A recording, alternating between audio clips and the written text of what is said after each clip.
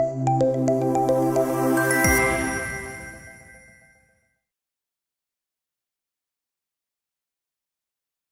Honorable Minister departs. We'll try and buy some time by shortening my very long presentation that I prepared for you this afternoon.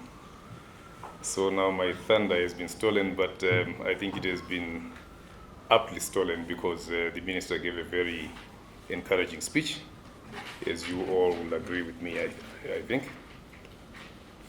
Honorable Deputy Minister, Ms. Ndumalungelo Gina, I hope I pronounced the surname correctly. I hear them say Gina, but I'm advised that it's Gina. Thank you.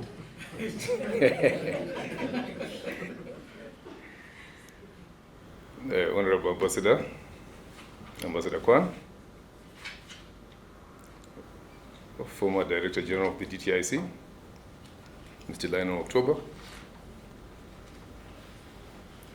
Mageba on this side, and all other dignitaries and important guests that have joined us today, I welcome you.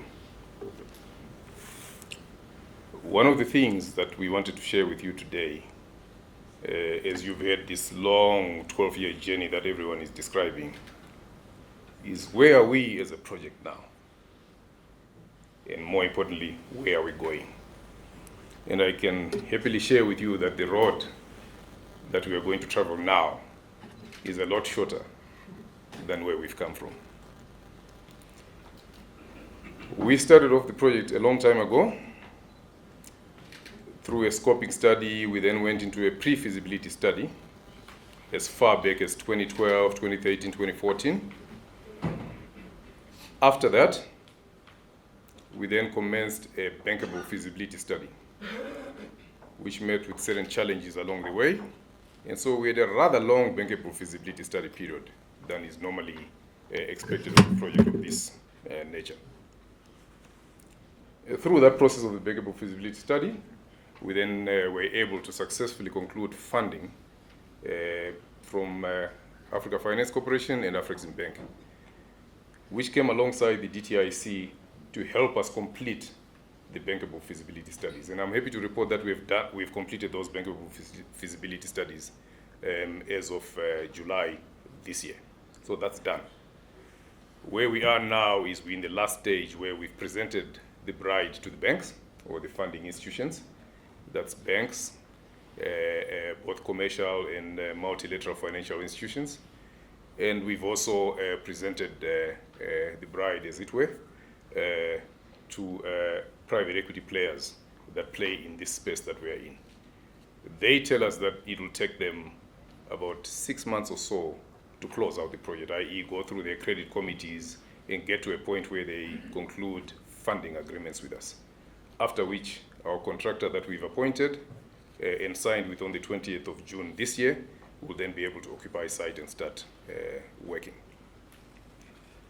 Last year, one of the notable achievements that we also achieved is we successfully started our operations in the PTDC, or Product Testing and Development Center, to produce product samples and to produce our own recipe so that we can start engaging with customers in a meaningful manner. In this kind of environment, you speak to a customer and you say, I want you to give me an offtake agreement. They'll say, well, show me what it is that you're going to deliver. Because it's a technical environment. They want to test the samples that you produce so that they can accept your quality.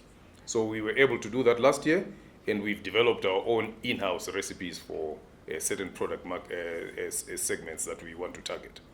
That's in place, that's done. As I've said, we've completed the bankable feasibility study.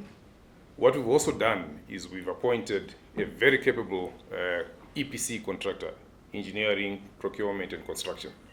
We signed 2 contracts with them on the 20th of June.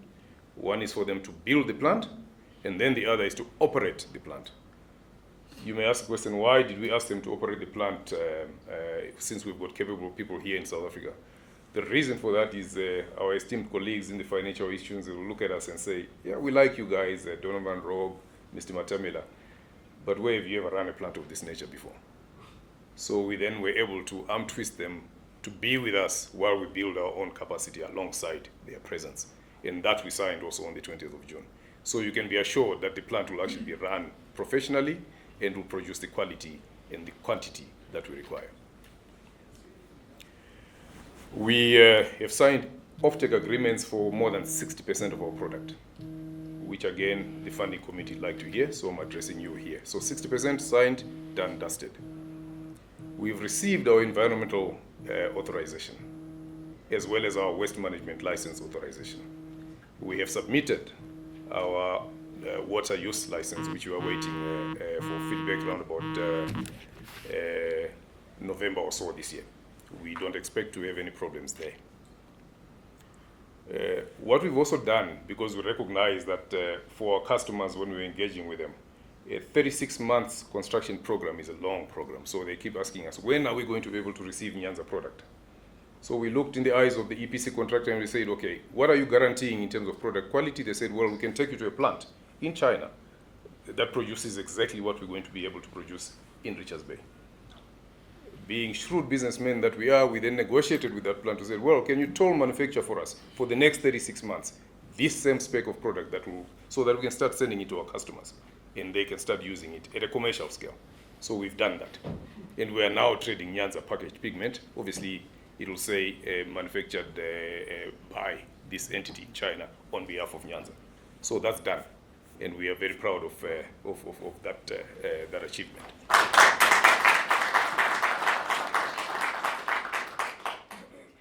Just to demonstrate that we are responsible citizens, we have also,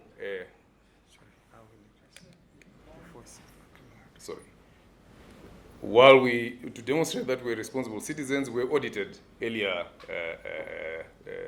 this year by both the Department of Environmental Affairs, KZN India, as well as the Department of Labor.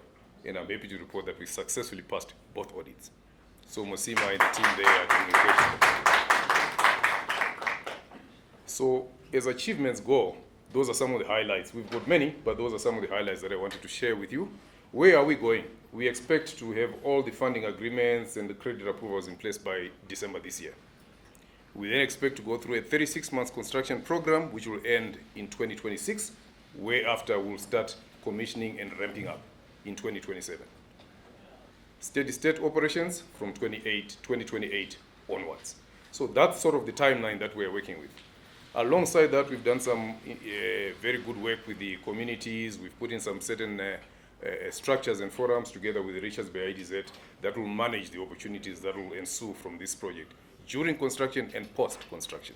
We've signed some MOUs with the Department of, the Durban University of Technology, as well as the University of Zululand, which will see us bring in these graduates that my chairman spoke about while the plant is being built. So we'll not wait for the plant to be completed while the plant is being built. And then we urge any government departments that are willing to come alongside us. We can bring in more graduates, but obviously because we are limited in terms of funding, we'll then pace it to the best of our abilities. So we continue to knock on the doors of the Department of Labor, UIF, and those kinds of entities to come alongside us so that we can train more people. Our Chinese guys tell us that we need about 580 people by the time we commission the plant to be stationed in the various parts of the plant so that we can actually go through the necessary commissioning process. At this point, I will introduce ECEC, as I've been asked to by my program director.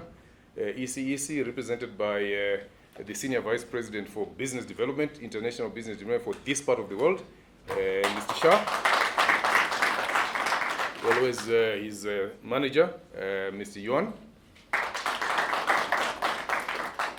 They have taken space in an apartment here in Centon. They are here now. So they have offices, they have space in our office, but they are living here and they are working here and going back to China to make sure that they bring in the necessary skills once we go through the necessary visa application processes for the team to be here.